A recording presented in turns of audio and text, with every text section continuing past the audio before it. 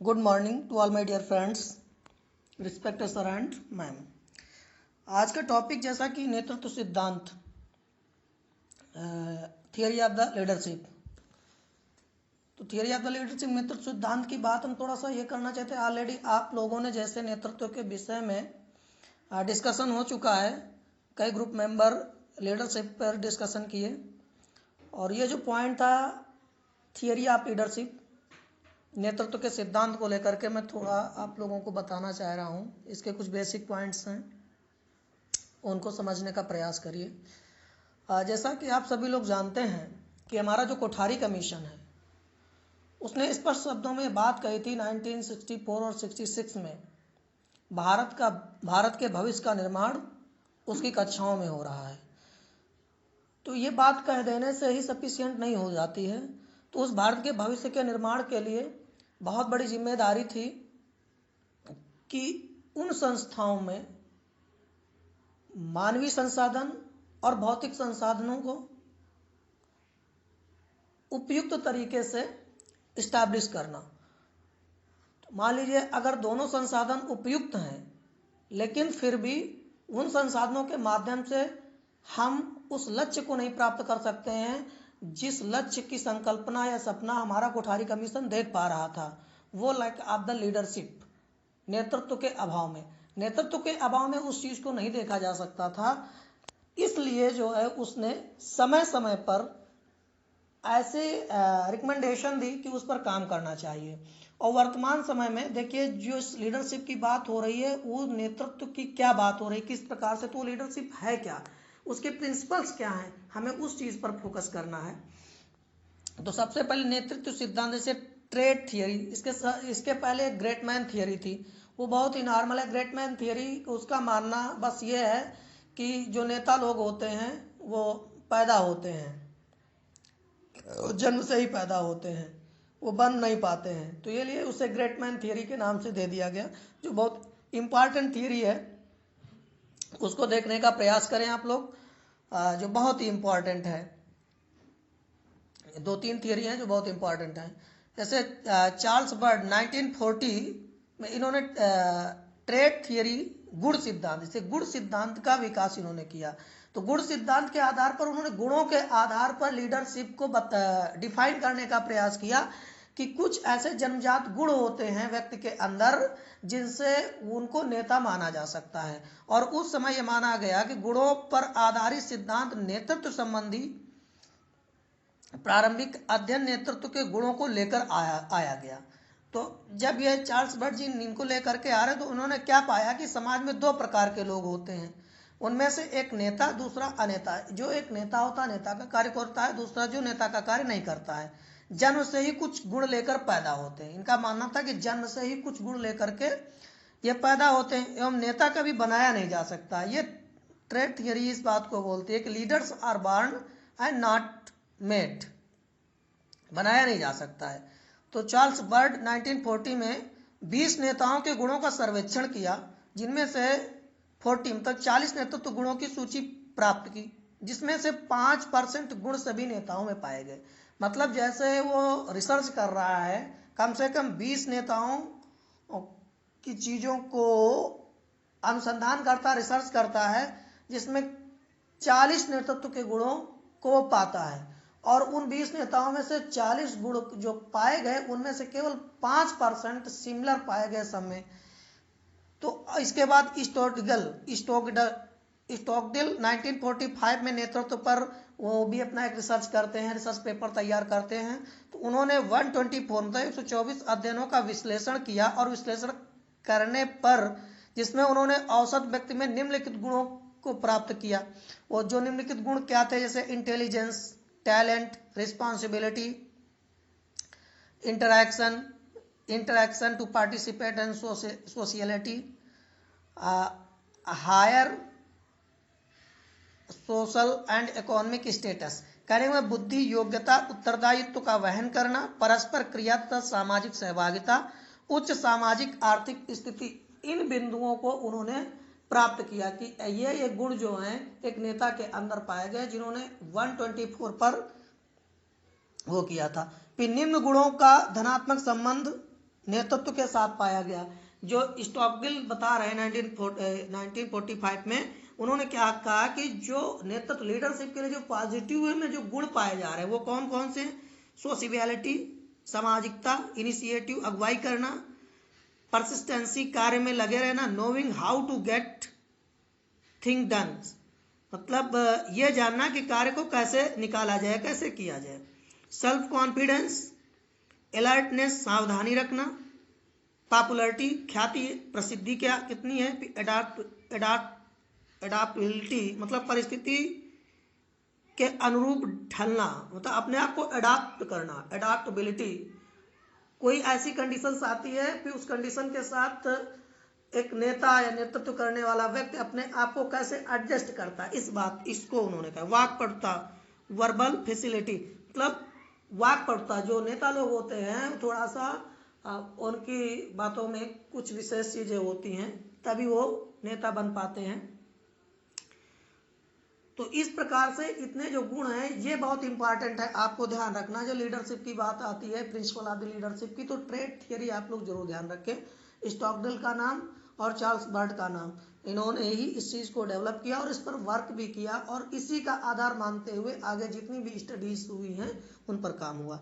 आगे हम चलते हैं कंटीजेंसी थियरी, जो नेतृत्व का दैवयोग सिद्धांत। इसमें क्या होता है? अकस्मात नेतृत्व लीडरशिप के लिए, मतलब इन्होंने ये माना कि जो अकस्मात कुछ ऐसी चीजें हो जाती हैं जिन पर लीडरशिप हो जाती है, लीडरशिप करना हो जाता, दैवयोग वो लीडरशिप की बातें आती है। इससे विशेष चरों पर ध्यान केंद्रण, से विशेष चर मतलब कुछ कंडीशंस ऐसी हो जाती, कुछ ऐसा इन्वायरमेंट आ जाता है, चर इन्वायरमेंट हो गया, कंडीशंस परिस्थिति, आपकी दशाएं ऐसी आ गई, तो इन चीजों पर ध्यान देना पड़ता है जब दैवयोग रूप से आप लीडरशिप की बात हो रही है। पर्यावरण से संबंधित चीजें होती हैं, कोई भी नेतृत्व शैली सभी परिस्थितियों के लिए उपयुक्त नहीं, ये बात सबसे इंपॉर्टेंट है जो आपको ध्यान में रखना है कि इन्होंने ये कहा कि कोई भी नेतृत्व शैली, मतलब अगर आपके अंदर स्टाइल ऑफ द लीडरशिप है, ये जरूरी नहीं है कि एवरी सिचुएशंस के लिए आपकी लीडरशिप स्टाइल प्रॉपर होगी या अप्रोप्रिएट होगी, उपयुक्त होगी, ऐसा नहीं कहा गया है। यह थियरी ये बात बताती है कि प्रत्येक जो शैली है वो उपयुक्त नहीं होती है, इसलिए अकस्मात कोई भी ऐसी लीडरशिप आपके अंदर आ जाती है जो उपयुक्त हो जाती है थोड़े समय के लिए। मान लीजिए अगर कोई कंडीशंस आप लोगों के सामने ऐसी आती है, उस समय तत्काल में आप उस सोसाइटी को कुछ गाइडलाइन दे सकते हैं, बचा सकते हैं। थोड़ी देर के लिए अगर आप मान लेते हैं कि आपके गांव में अगर आग लग जाती है तो आग लग जाने पर आप सब लोग दौड़ते हैं आग बुझाने के लिए, लेकिन कुछ बच्चे घर के अंदर अगर फंस जाते हैं तो ऐसे में कोई अचानक जो कंडीशंस है ना, जो इन्वायरमेंट इस तरह क्रिएट हो गया, तो कैसे किस प्रकार से बच्चे को बचाना है, तो कोई एक व्यक्ति अपने माध्यम से उस चीज को निकालता है, सोचता है टेक्निक के माध्यम से और उनको बाहर ले आता है। तो इस प्रकार से अगर हम देखें तो ये अकस्मात चीजें निकल करके आती हैं। हाँ, आगे अगर हम बात करते हैं सिचुएशनल थियरी, सिचुएशन जो परिस्थिति जन्य होती है, नेता का परिस्थिति वश सिद्धांत। इसमें परिस्थिति वश सिद्धांत कहने का मतलब उद्देश्य के आधार पर परिस्थिति पर निर्भर चरों को क्रियात्मक रूप देना। उद्देश्य, जो आपका उद्देश्य ऑलरेडी निर्धारित है और परिस्थितियों पर निर्भर जो चर है, जो सिचुएशनल है, सिचुएशनल वेरिएबल हैं, उनके आधार पर एक्शन करना, मतलब क्रियात्मक रूप उसको देना। यह परिस्थिति, जैसे नेता एवं अधीनस्थों के मध्य संबंध, कार्य संरचना की सीमा, नेता की आधिकारिक शक्ति, परिस्थितियों का पक्ष में होना, समय और परिस्थिति को ध्यान में रखकर निर्णय लेना, तो ये क्या है? सिचुएशनल होता है। इस सिचुएशनल में इन चीजों को ध्यान रखना है कि नेता एवं अधीनस्थों के मध्य संबंध, जो नेता है और उसके जो अधीनस्थ हैं, जैसे अब कॉलेज में संस्था में लो, जैसे प्रिंसिपल, यहाँ पर लीडर होता है, एक प्रकार से वो नेता है, तो उसके जो अधीनस्थ हैं उनके मध्य जो संबंध है वो किस प्रकार के संबंध है, तो उन संबंधों को ध्यान में रखते हुए कैसी कंडीशंस आ रही, क्या सिचुएशंस आ रही, तो उसके अकॉर्डिंग काम करना है। जैसे अब लीडरशिप में आप लोग ऑनलाइन क्लास के लिए बात हुई, तो लीडर जो थे, ऐसी सिचुएशन आई कि हर किसी को गाइड किया उन्होंने, और गाइड करने के बाद में जो जितने अधीनस्थ थे उनको मोटिवेट किया या सजेशन दिया। सजेशन दे करके प्रोडक्शन बेहतर हो रहा है, लर्निंग विधिवत तरीके से हो रही, सारी क्लासें वैसे ही चल रही हैं, जबकि इस संकट के समय में भी। तो इस चीज को आप समझ सकते हैं। तो ये कंडीशन है, ऐसी परिस्थिति सिचुएशन है। कार्य संरचना की सीमा, और कार्य संरचना की सीमा जो आपका कार्य है, उस स्ट्रक्चर है, वर्क स्ट्रक्चर की लिमिटेशन को भी ध्यान में रखना है। नेता की आधिकारिक शक्ति, कभी कभी क्या होता है यहाँ पर जो सिचुएशनल होता है, वैसे डेमोक्रेटिक स्टाइल होना चाहिए, लेकिन कभी क्या होता है कि नेता को एक आधिकारिक शक्ति के आधार पर निर्णय लेना होता है। वो आधिकारिक शक्ति किस प्रकार की हो सकती है, जैसे अब थोड़ी देर के लिए अगर हम सारी चीज़ों को ध्यान में रखते हुए, जैसे लॉकडाउन लगाया गया, इस लॉकडाउन में हमारे पीएम साहब ने एक अपना एटोक्रेसी के बेस पर निर्णय ले लिया तुरंत। परिस्थिति ऐसी थी ना, तो उस परिस्थिति के आधार पर उन्हें हार्ड एंड फास्ट डिसीजन लिया और लॉकडाउन घोषित कर दिया, और वो बहुत कड़ाई से उसका पालन कराया गया। हमारा पुलिस प्रशासन बहुत कड़ाई से पालन किया, जनता के साथ बिल्कुल डेमोक्रेटिक सिस्टम में नहीं आया। तो ये क्या है, परिस्थितिवश कभी कभी ऐसी कंडीशंस जरूरी होती हैं।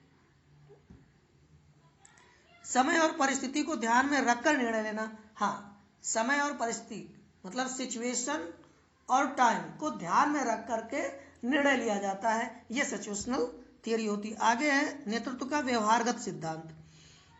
देखिए बिहेवियरल थियरी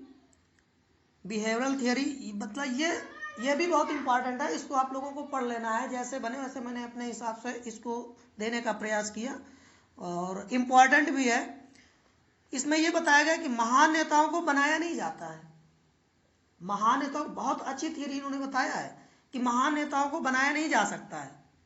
जो महान नेता होते हैं, क्या उनको बनाया जा सकता है? नहीं बनाया जा सकता है, ठीक है। और ये इस बात का भी खंडन करते, जैसे नेता जन्मजात नहीं होते हैं, उनका नेता जन्मजात नहीं थे। आप स्वामी विवेकानंद को ले लो, क्या उनको बनाया गया? एक प्रकार से जो एक लीडर रहे हैं, जो बहुत अच्छी लीडिंग की उन्होंने राष्ट्र के लिए, भिन्न भिन्न देशों में वैश्विक धर्म सम्मेलन में सम्मिलित हुए, तो क्या उन्हें तैयार किया गया? बनाया नहीं गया, बिल्कुल नहीं बनाया गया। जो बिहेवियरल कंडीशन, जो उनके कार्य थे, वो कार्यों की झलक थी निकल करके सामने। एपीजे अब्दुल कलाम को ले लो, आप एपीजे अब्दुल कलाम साहब को ले सकते हो। क्या इन नेताओं को बनाया गया? नहीं, बनाया नहीं गया। इनके कार्यों के आधार पर इनको देखा जा रहा है, पहचाना जा रहा है। ये ग्रेट मैन सिद्धांत के बिल्कुल विपरीत है, जो मैं पहले बता चुका था कि नेता जन्मजात होते हैं, जन्म से ही पैदा होते हैं, तो उन्हें नेताओं को बनाया, उसका बिल्कुल खंडन कर रहा है। वो पूरी तरह से उसका खंडन कर रही। नेतृत्व गुणों के बजाय क्रियाओं से झलकता है। यहाँ पर इन्होंने कहा कि अगर आपके अंदर मान लीजिए लीडरशिप के गुण भी व्याप्त हैं, आपके अंदर लीडिंग है, लीडिंग कैपेसिटी है, बट अगर वो लीडिंग कैपेसिटी है और वो कहीं पर आप उसे अप्लाई नहीं कर पा रहे हैं, जरूरी है कि इसे आपके अंदर लीडरशिप के ट्रेट्स हैं, गुण हैं, पाए जा रहे हैं, लेकिन आप उनका अप्लाई नहीं कर पा रहे, प्रयोग नहीं कर पा रहे, तो वो क्या है? वो बेकार हो गए, वो लीडरशिप के अंतर्गत नहीं है। तो इसलिए इस चीज को ध्यान देना है कि जो व्यवहारगत थियरी बोल रही है लीडरशिप के लिए, वो कहती है कि गुणों का एक्शन रूप में डिमॉन्स्ट्रेशन होना चाहिए। जो आपके अंदर लीडरशिप की क्वालिटी है, लीडरशिप के ट्रेट्स हैं, तो उनका परसेप्शन किस प्रकार के एक्शन के रूप में डिमॉन्स्ट्रेशन होना चाहिए, इससे लोग देख सके। और 2 टाइप्स ऑफ थियरी इसने विभाजित किया है। किस प्रकार से किया है? पहले तो कर्मचारी केंद्रित नेता, इसने क्या किया है? एम्प्लॉय सेंटर्ड लीडर की बात कही है। फिर प्रोडक्टिविटी सेंटर्ड लीडर की बात कही है, मतलब उत्पादकता केंद्रित नेता और कर्मचारी केंद्रित नेता। इस थियरी में, व्यवहारगत थियरी में, वो ये मानता है कि नेता इसमें 2 टाइप्स के हो सकते हैं। 2 टाइप्स में, एक प्रकार में वो नेता के बोलने के अधीनस्थ, ये मानव के अधीनस्थ होता है, मानव लोगों के अधीनस्थ होता है, कर्मचारियों के स्वास्थ्य के प्रति चिंतित भी रहता है। कहने का मतलब इस प्रकार का जो नेता होता है, कुछ ऐसे बिहेवियरल ट्रेट्स होते हैं जिनमें वो क्या करता है कि जो हमारे कर्मचारी हैं उनके स्वास्थ्य के प्रति भी चिंतित होता है। लक्ष्य निर्धारण में कर्मचारियों को सम्मिलित करना और उसे प्रोत्साहित करना। जैसे लक्ष्य निर्धारण में कर्मचारियों को सम्मिलित करना और प्रोत्साहित करना, तो ये कर्मचारी केंद्रित नेता होते हैं। कर्मचारी केंद्रित नेता होते हैं मतलब कर्मचारियों के प्रति इनकी सिंपैथी होती है, सहानुभूति होती है, कोऑपरेशन होता है, मॉरलिटी होती है और इथिकल व्यू होते हैं उनके साथ जुड़ करके, ताकि एक लीडरशिप जो है वो डेमोक्रेटिक वैल्यू में हो सके, हर किसी के सम्मान को समझ सके और उसे सम्मान दिया जा सके। दूसरी बात, जो प्रोडक्टिविटी सेंटर्ड लीडर होते हैं उनमें किस प्रकार ये लोग इस प्रकार कार्य के तकनीकी पक्ष पर बल देते हैं, ये केवल वर्क टेक्नोलॉजी पर बल देते हैं, ह्यूमन सिस्टम को कम बल देते हैं। आपको कार्य करना है, तकनीकी तरीके से कार्य करना, कितना अधिक से अधिक उत्पादन होना चाहिए, उस चीज पर यह बल देते हैं। कार्य स्तर पर ध्यान एवं बंद पर्यवेक्षण। कार्य स्तर पर ध्यान, इनका मतलब वर्क कैसा हो रहा है, किस प्रकार का हो रहा है, वर्क लेवल किस प्रकार का है, उस पर ये अट्रैक्शन करते हैं, उस पर पे अटेंशन कंप्लीटली करते हैं और क्लोज सुपरविजन करते हैं, बंद पर्यवेक्षण करते हैं, अचानक पहुंच करके उस चीजों को सुपरवाइज करते हैं, देखने का काम करते हैं। कर्मचारी एक उत्पादन के यंत्र में, इस बिहेवियरल थ्योरी के अंतर्गत कर्मचारी को, जो प्रोडक्टिविटी लीडरशिप में है, कर्मचारी को एक उत्पादन की मशीन माना गया है, उत्पादन की सिर्फ मशीन माना गया है, उसे सिर्फ उत्पादन चाहिए। कर्मचारी की क्या कंडीशंस है, क्या स्थिति है, वो थोड़ा सा बिहेवियरल में देखा जाए तो व्यवहारिक स्ट्रक्चर में सिंपैथी का अभाव होता है। अब जैसे आप लोग समझ रहे हैं कि ऑनलाइन क्लासेस आराम से चल सकती थी, घरों से बैठ करके भी चल सकती थी, लेकिन क्या है, अब इसके विषय में ज़्यादा कहने की ज़रूरत नहीं है। आगे हाँ, ये बहुत इंपॉर्टेंट थियरी है, मैनेजरियल ग्रिड, प्रबंधकीय ग्रिड संकल्पना। प्रबंधकीय ग्रिड संकल्पना मतलब एक इस प्रकार से स्ट्रक्चर को तैयार किया गया, जो ब्लैक तथा मोर्टन ने प्रबंधकीय ग्रिड संकल्पना का विकास मॉडल दिया था। इनके अंतर्गत दो प्रकार की दूरियां होती हैं, दो प्रकार की दूरियों पर इन्होंने बात कही है कि व्यक्तियों से संबंधित और उत्पादन क्षमता से संबंधित। जैसा कि आप पीछे पढ़ करके आए हैं, व्यक्तियों से संबंधित और उत्पादन क्षमता से संबंधित। लेकिन इसमें क्या होता है कि नेता को कार्य करने वाले सहयोगियों का ध्यान देना होता है और उत्पादन क्षमता पर भी ध्यान दिया जाता है। वहां पर टू टाइप्स के लोग थे बिहेवियरल थियरी में, वहां कर्मचारी केंद्रित और उत्पादकता केंद्रित। बात यहाँ पर भी है कर्मचारी केंद्रित और उत्पादकता केंद्रित, लेकिन यहाँ पर ध्यान देना है, यहाँ पे अटेंशन दोनों में ध्यान देना है कि अगर हमारा कर्मचारी स्वस्थ होगा तभी उत्पादन बेहतर होगा। तो ये प्रबंधकीय संकल्पना जो तैयार की गई है कि देख रहे, नेता को कार्य करने वाले सहयोगियों का भी ध्यान देना है, उत्पादन क्षमता पर भी ध्यान दिया जाता है। मतलब जो सहयोगी हैं, कर्मचारी हैं, उनके स्वास्थ्य को ध्यान में रखना, उनकी कार्य क्षमता को भी ध्यान में रखना, उनकी टेक्निकल कॉम्पिटेंसी को भी ध्यान में रखना और उनकी वैल्यू को भी ध्यान में रखना, उनके लोकतांत्रिक मूल्यों का भी ध्यान में रखना, उनकी मॉरलिटी सिस्टम को भी ध्यान में रखना और उनकी जो नीड्स हैं उनको भी ध्यान में रखना। और यही नहीं कि केवल उनको भी ध्यान में रखना, उसके साथ साथ जो प्रोडक्टिविटी है, उत्पादन को भी ध्यान में रखना है कि अगर इतना केयर किया जा रहा है तो हमारा उत्पादन भी लक्ष्य के अकॉर्डिंग टू एम्स हमें उत्पादन उतना करना है। तो इस प्रकार से जो हमारी थियरी हैं ये इम्पॉर्टेंट हैं, इनको आप लोग ईमानदारी से काम करिए, आगे अगर लगे तो बेहतर काम करना। Thank you.